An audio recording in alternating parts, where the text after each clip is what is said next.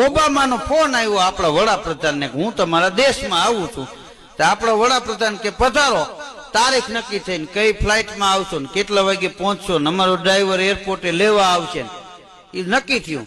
હવે ઓબામા અમેરિકાથી આવ્યા, દિલ્હી ફ્લાઇટમાં ઉતર્યા તો આપણા વડાપ્રધાનનો ડ્રાઈવર તાવેરા ગાડી લઈને તેડવા ગયો, પુષ્પ ગુંચ લેતો ગયો, યા ગોડ કરીને સન્માન કર્યા, ગાડીમાં બેસાડ્યા. ગાડી ચાલુ કરી, એરપોર્ટની બહાર ગાડી નીકળીને બંધ પડી ગઈ.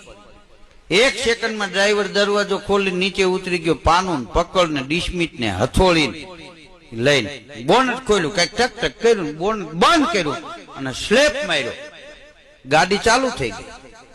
ઓબામાએ પૂછ્યું એલા કે આ કેવી રીતે ચાલુ થઈ ગઈ? ઈ કે અઠે ગઠે.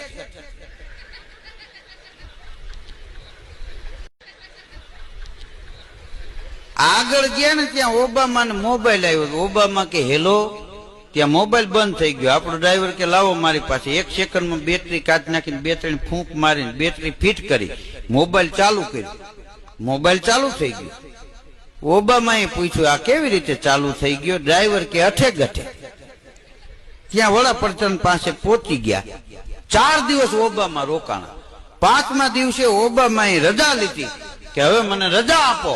ત્યારે આપણા વડાપ્રધાને પૂછ્યું અમારા જેવું કામકાજ હોય તો બોલો. કારણ ત્યારે ઓબામા એટલું બોલ્યા કે તમારા ભારતનું દેણું હું ભરી દઉં પણ તમારું આઈનું અઠે ગઠે આપો.